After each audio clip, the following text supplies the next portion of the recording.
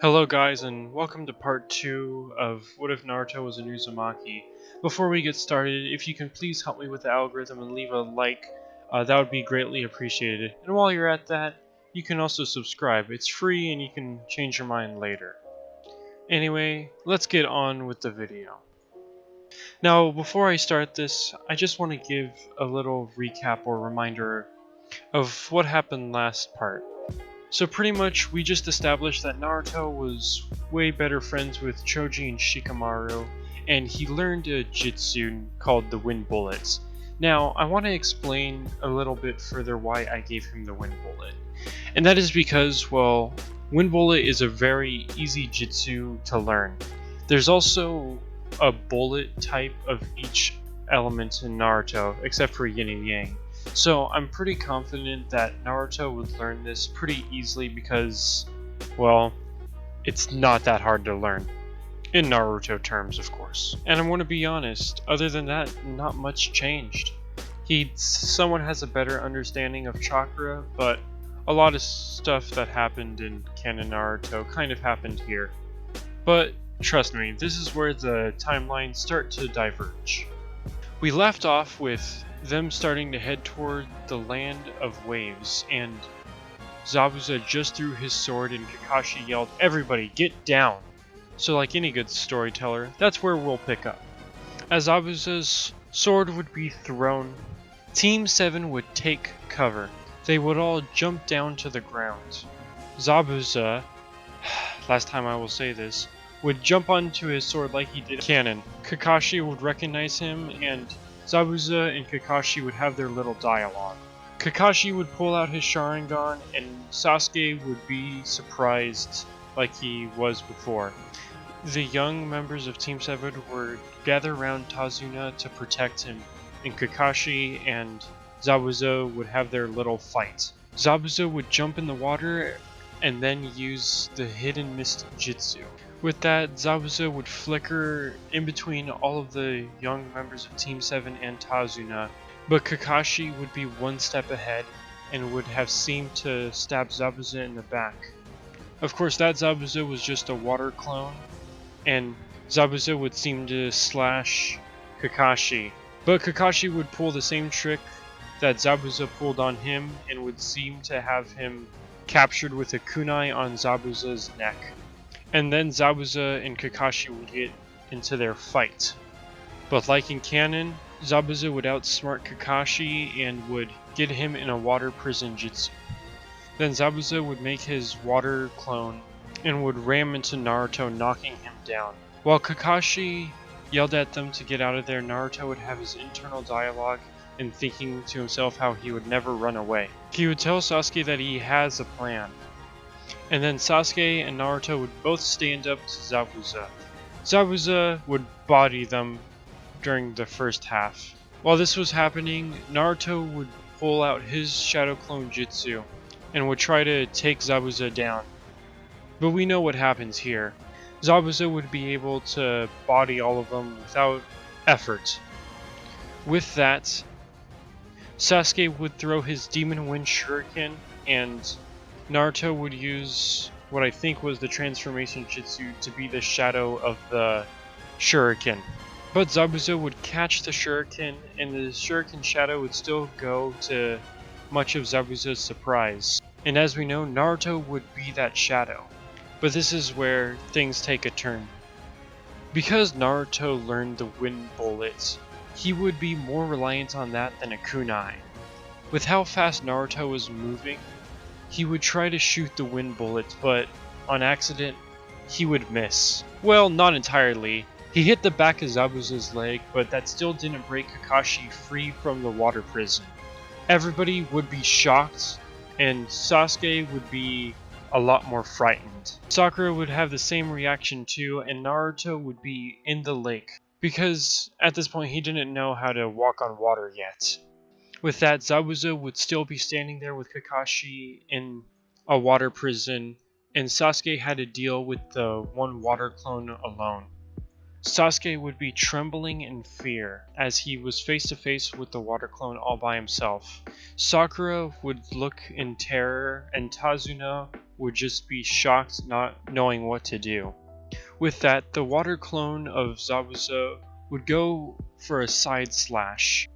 Sasuke would try to jump back, but the clone would leave a giant gashing wound in Sasuke's right arm.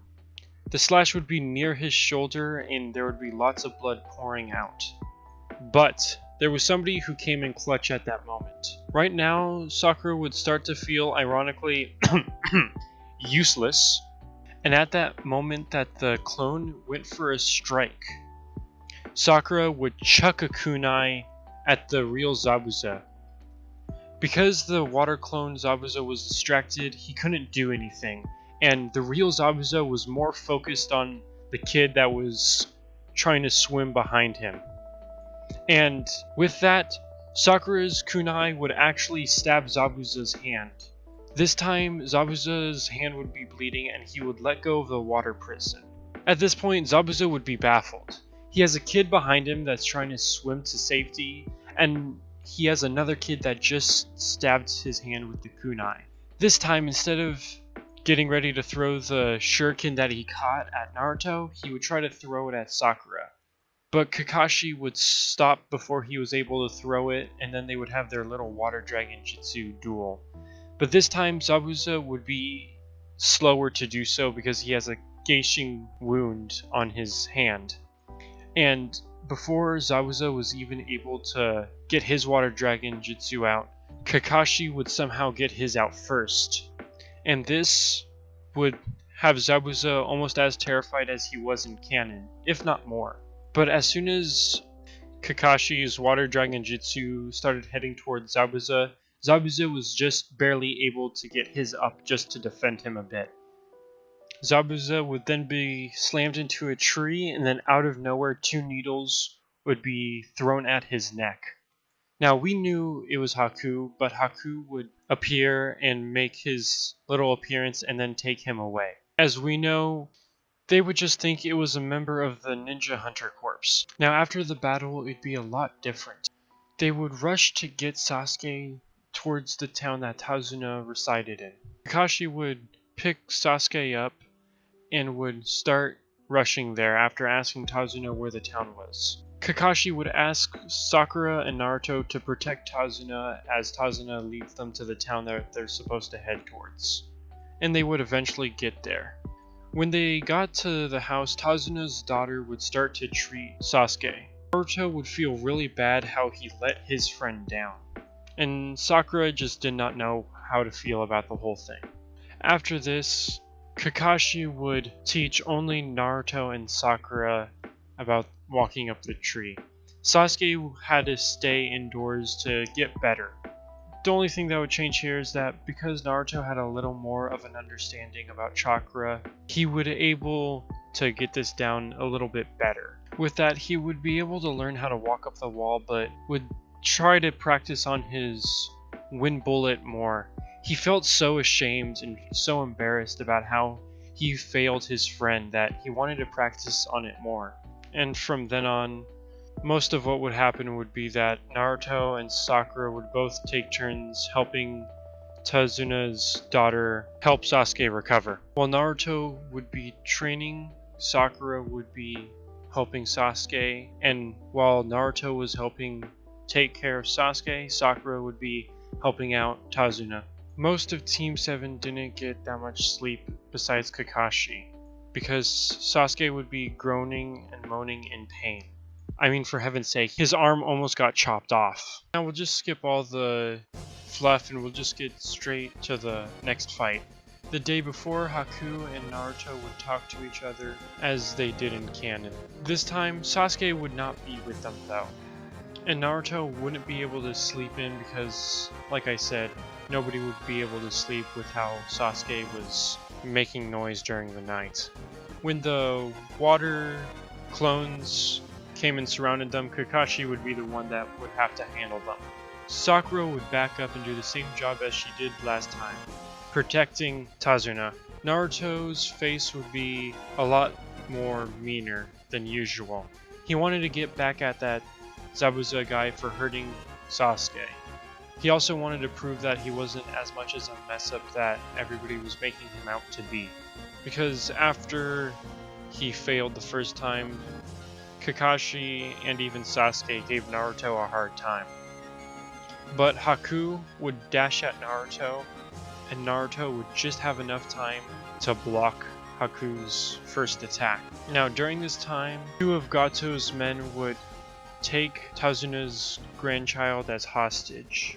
And almost the same events happened like they did before, but instead this would be Sasuke who saves the kid, not Naruto. Sasuke would be barely able to pull it off. Now back to Naruto versus Haku. Naruto would be playing a lot more of a safe battle style, unlike Sasuke did. Sasuke was trying to outplay his opponent, which was Haku, in which he later learned his lesson. Here, Naruto, after every clash, would try to dash back and use a wind bullet to create distance from Haku. Because Haku wasn't using her mirrors yet, he would be barely able to dodge and deflect with his own wind bullets Haku's needles. After a bit of this, Haku would use her full speed to dash at Naruto and throw needles at him. These would hit Naruto's chest but wouldn't do that much. It did hurt Naruto a bit, but Naruto was still able to fight. When the first time Naruto dashed at Haku, Haku would be able to kick him back to his place and he would seem to hit something behind him. Haku was holding up a hand sign and there seemed to be a mirror of sorts behind him. And then there was mirrors all around him. This was, as we know, Haku's ice mirror jutsu. And out of nowhere, Naruto would start to feel pain on his body, scratches and such. He would kind of cry in pain as he was getting shredded up. Now, because Sakura didn't have any love for Naruto, she would just be standing there frightened for him. She wouldn't try to go after him or throw a kunai or anything. She would stay near Tazuna, as she was supposed to. Now, Haku would notice something. After scratching up and cutting Naruto a lot, Naruto would seem to heal really fast. Almost like after 2 attacks, the previous scratches and cuts would start to heal really quick. Seeing this, Haku actually did not know what to do. His idea was to probably just try to go for arteries.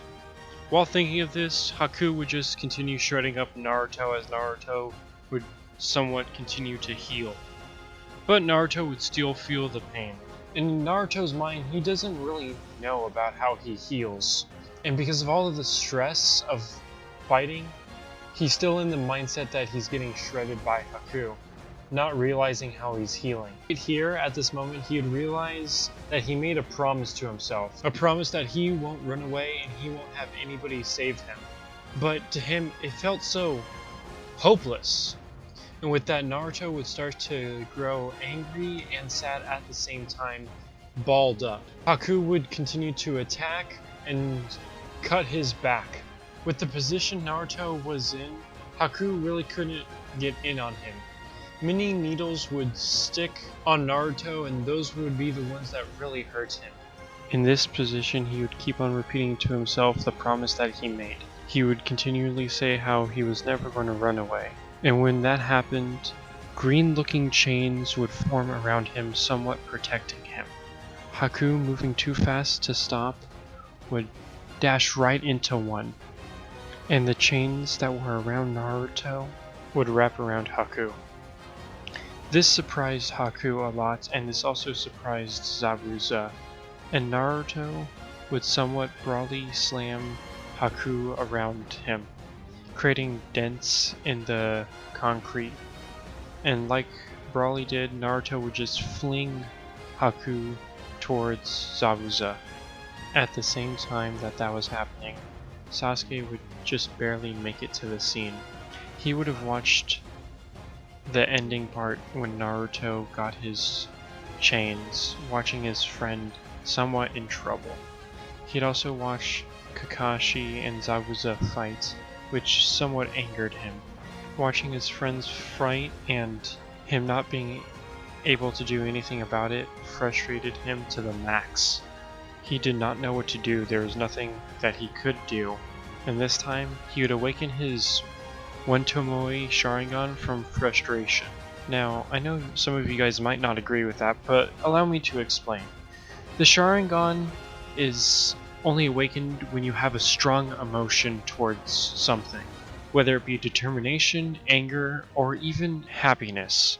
Sadara in Boruto awakened her One Tomoe Sharingan just by being excited because she was about to meet her dad. And so, what Sasuke was feeling here was frustration. But due to his injuries and how tired he was, as soon as he awakened the One Tomoe, he would just fall down. Now, onto the Zabuza and Kakashi fight.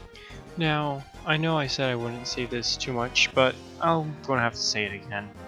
Nothing changes too much between the Zabuza and Kakashi fight, but it does change a little bit later.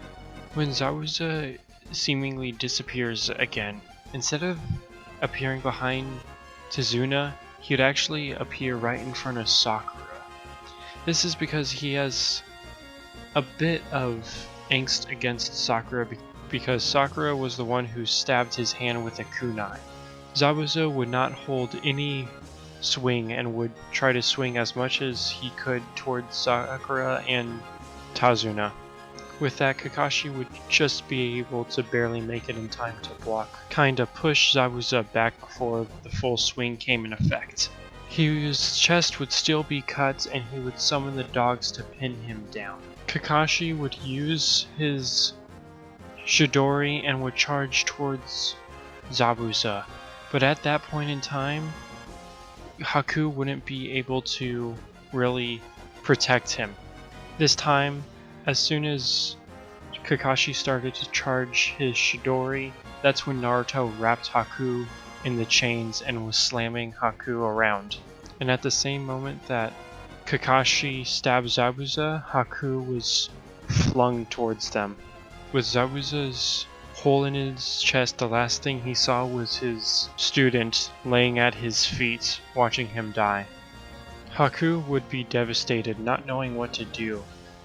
He wasn't able to protect his master, the one person he cared about. With that, Haku's blood would be pumping. Haku, unlike Kanon, would be furious. He would just go into rage. He would dash towards Kakashi and would try to slash him. Kakashi would just barely be able to move out of the way, but would have 2 needles where his kidney was, which would hurt really badly. Kakashi would take a knee with his hand on his kidney, looking up at Haku. As Haku looked at Kakashi breathing furiously, Naruto would still be in rage as well. Forgetting about Naruto, Naruto would be able to sneak attack Haku and grab him with his chains. One of the chains would pierce through Haku's shoulder and would slam him to the ground, this time breaking Haku's mask. When Haku got back up, Naruto would recognize him. With that, Naruto would be shocked and he would turn his chains off just because, well, he wasn't in much as he was in rage before. He met this kid earlier and remembered how nice he was. And here he didn't hurt Sasuke, and Naruto didn't think Sasuke was killed because, well, Sasuke wasn't even here at this point, at least to their knowledge. With that, Naruto would just stand in shock, not knowing what to do. But Haku didn't feel the same, and as soon as Haku got the chance, he would blitz Naruto and would try to throw needles at his arteries. Just be able to dodge, but his shoulder would be punctured by the needles. And at this point, Haku would be bouncing between both opponents. Kakashi would be having an easier time reading him because of his fully evolved Sharingan. With that, Kakashi would be able to grab Haku's arm and would slam him to the ground as well. After doing that, he would put his knee on Haku's back, holding one of his arms so Haku wouldn't be able to move. And with that, that's where I want to end the video.